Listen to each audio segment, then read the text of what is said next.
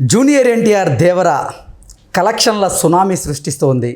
ఎర్ర సముద్రం పోటు నిజంగా రికార్డులన్నింటినీ బ్రేక్ చేస్తూ ఉంది అనేటువంటి వార్తలు వస్తున్న నేపథ్యంలో అసలు మొదటి రోజు దేవర ప్రపంచవ్యాప్తంగా ఎంత కలెక్ట్ చేసింది, ఎంత వసూళ్లను రాబట్టింది అనేది మనం తెలుసుకునేటువంటి ప్రయత్నం అయితే చేద్దాం. ప్రస్తుతం మనతో పాటు ఉన్నారు ప్రముఖ సినీ రాజకీయ విశ్లేషకులు, ప్రముఖ సీనియర్ జర్నలిస్ట్ యజ్ఞమూర్తి గారు. వారితో మాట్లాడదాం. యజ్ఞమూర్తి గారు నమస్తే అండి. నమస్తే కృష్ణ.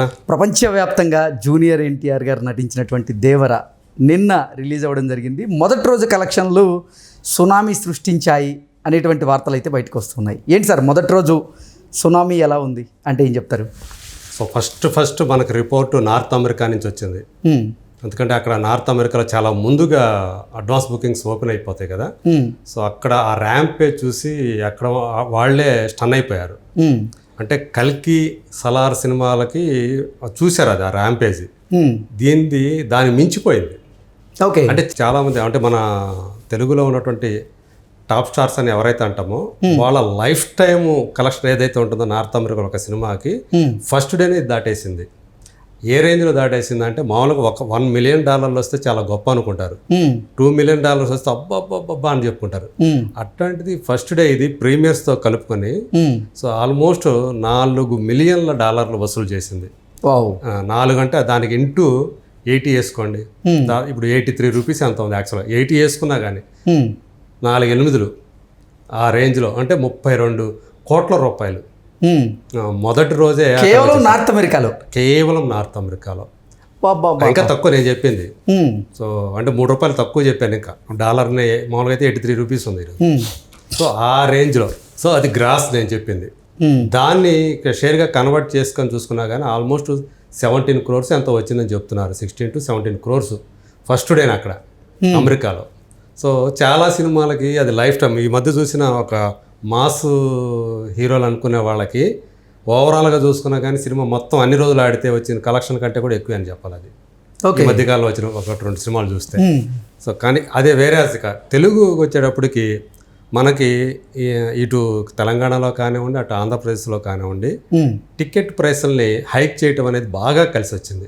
ఓకే, సో ఏ రేంజ్లో కలిసి వచ్చిందంటే కల్కి లాంటి సినిమా అంటే more than 1,000 crores వసూలు చేసినటువంటి లైఫ్ టైంలో దాన్ని మొదటి రోజు మనకు తెలుసు కదా దానికి ఎంత హైప్ ఉంది కల్కికి.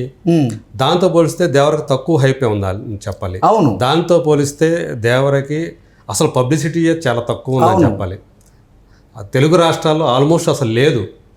కనీసం ఒక పెడదాం అనుకున్నటువంటి ప్రీ రిలీజ్ ఈవెంట్ కూడా జరగల. అవును, ఇంటర్వ్యూలు కూడా ఇవ్వాలి ఆయన ఎవరో జూనియర్ ఎన్టీఆర్. చాలా తక్కువ ఇంటరాక్ట్ అయింది కూడా. వాళ్ళందరూ కూడా యూనిట్ కూడా మీడియాతో ఇంటరాక్ట్ అయింది కూడా చాలా తక్కువ. సో అయినప్పటికీ కూడా మామూలుగా లేవు. దానికి వచ్చినటువంటి ఆ కలెక్షన్ చూసి చాలా మందికి దిమ్మ తిరిగిపోయింది అంటారు. అంటే కల్కి రికార్డ్స్ ని బద్దలు కొట్టేసింది ఇప్పుడు దేవర కలెక్షన్స్ అయితే అంటూ వార్తలు వస్తున్నాయి. ఏంటి నైజాం అంటే RRR పక్కన పెడితే ఇప్పుడు ఇంతకుముందు నాన్ బాహుబలి రికార్డ్స్ అని ఉంది కదా. అవును, తర్వాత RRR ఇప్పుడు నాన్ RRR రికార్డ్స్ అనే దగ్గరకు వచ్చింది. సో RRR తర్వాత చూసుకుంటే ఇప్పుడు సో సలారు కల్కి ఏవైతే ఉండే యాక్చువల్గా అవి ఫస్ట్ సెకండ్ పొజిషన్లో ఉన్నాయి ఫస్ట్ డే కలెక్షన్స్ పరంగా. ఆ రెండింటిని ఇది బ్రేక్ చేసేసింది. సో నైజాంలో కొత్త రికార్డు సృష్టించింది నాన్ RRR పరంగా. సో more than 19 crores వసూలు చేసింది. యాక్చువల్గా ఈ మధ్యకాలం చూసుకుంటే నైజాంతో పోల్చుకుంటే ఆంధ్రాలో అంటే సీడెడ్ మినహాయిస్తారు రాయలసీమ ప్రాంతం కొంచెం తక్కువగా ఉంటున్నాయి. ఎందుకంటే టికెట్ ప్రైస్ తక్కువగా ఉండటం వల్ల అక్కడ ఇప్పుడు టికెట్ ప్రైస్ని సో ₹100, ₹60 అంటే 110, 60 అట్లాగే 135 అట్లా పెంచారు. మల్టీప్లెక్స్లో ₹135. కల్కి కూడా పెంచారు కదా. కల్కి ఆ రేంజ్లో పెంచాల. ఓకే, సో దీనికి ఆ వెసులుబాటు ఇచ్చారు మరింతగా. సో మీకు టిక్కెట్లు కూడా ఆ రేంజ్లోనే తెగినాయి అని చెప్పాలి. అందుకని ఈరోజు అక్కడ 24 కోట్లు దాకా ఓన్లీ ఆంధ్రాలో వచ్చింది. నైజాంలో 19+ అయితే అక్కడ 24+ వచ్చింది. ఓకే, అట్లాగే ఒక ఫస్ట్ టైం నాన్ RRR చూసుకుంటే అంతకుముందు Vinay విధేయరామ first day collection highest. కల్కి వీటికి కూడా రాలా.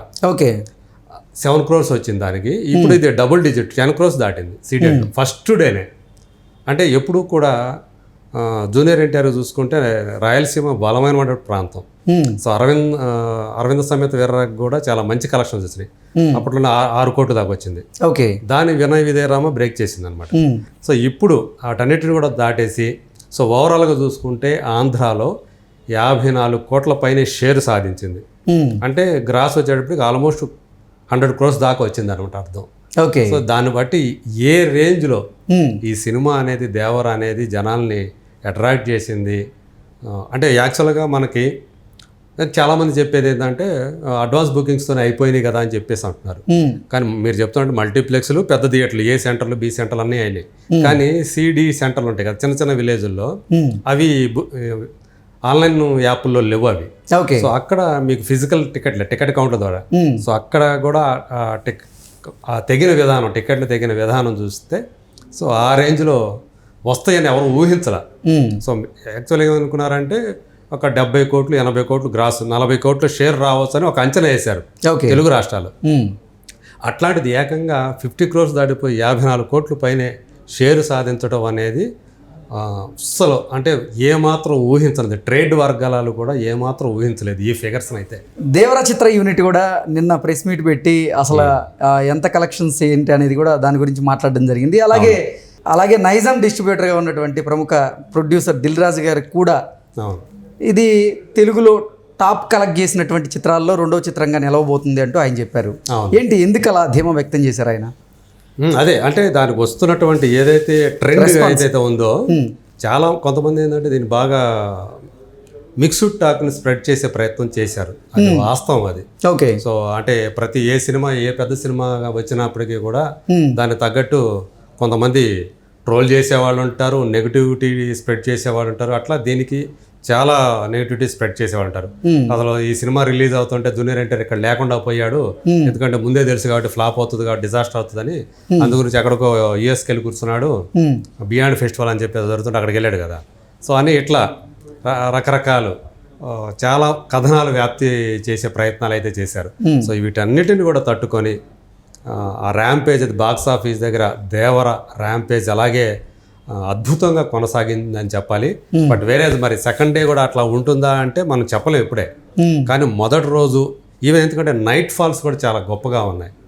నైట్ షోస్ కూడా రాత్రి కూడా చాలా బాగా వచ్చినట్టు. యాక్చువల్గా అంత నెగిటివిటీ ఉంటే కనుక నైట్కి వచ్చేటప్పుడు తగ్గిపోవాలి, థియేటర్ దగ్గర ఆ జనాలు సందడి తగ్గిపోవాలి. కొంతమంది డబ్బులు వదిలేసుకోవడానికి కూడా సిద్ధపడిపోతారు, బాగాలేదంటే పోతే పోనీ అని క్యాన్సిల్ చేసుకుంటారు ఆప్షన్ అవైలబుల్ ఉంటే. కానీ అలాంటిది ఏమీ జరగలేదు. అంటే సినిమా మీద ఏదైతే ఉందో మౌత్ టాక్ ఏదైతే ఉందో అది బాగా వెళ్ళిపోయింది.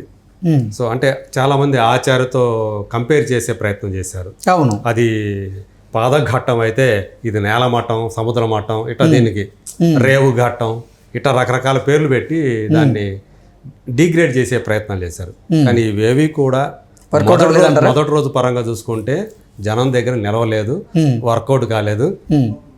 ఎవరైతే ఈ సినిమాని ఫ్లాప్ అయితే డిజాస్టర్ అయితే చూసి సంబరపడాలనుకున్నారో వాళ్ళందరూ కూడా మిగిలిందంటారా, మైండ్ బ్లాక్ అయిపోయింది. సో వాళ్ళందరూ కూడా నిరుత్సాహానికి గురయ్యారని చెప్పాలి. సో అట్లా అంటే నిజానికి సినిమా అంత చాలా కొంతమంది ప్రచారం చేస్తున్నట్టు ఆచార్య అంత బ్యాడ్ మూవీ అయితే ఎట్టి పరిస్థితుల్లో కాదు అని మనం నిన్నే నొక్కి వక్కాణించాము అది. సో ఇది సెకండ్ హాఫ్లో స్క్రీన్ ప్లే పరంగా కొంత అంటే లాగింగ్ అని అనిపించినప్పటికీ కూడా బట్ సినిమా మొత్తాన్ని చూసుకున్నట్లయితే సినిమా అద్భుతంగా ఉందని ఇద్దరు ఈ సినిమాకి ప్రాణవాయువుగా నిలిచారు.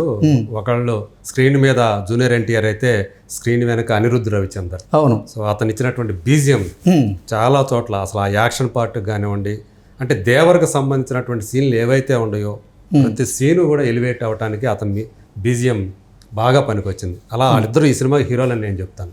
ఓకే, అదే ఇప్పుడు కలెక్షన్ రూపంలో కూడా కనిపిస్తూ ఉంది. Okay sir, thank you so much.